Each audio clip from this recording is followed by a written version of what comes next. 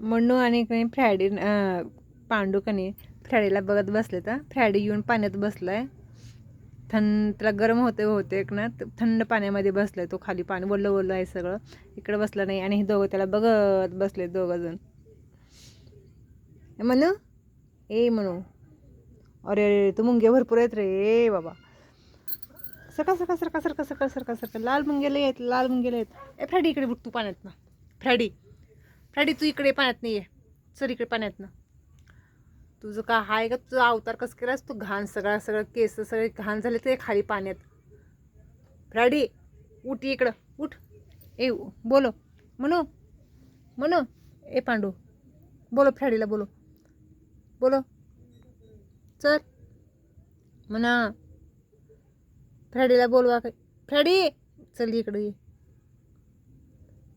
ये लवकर, उठ.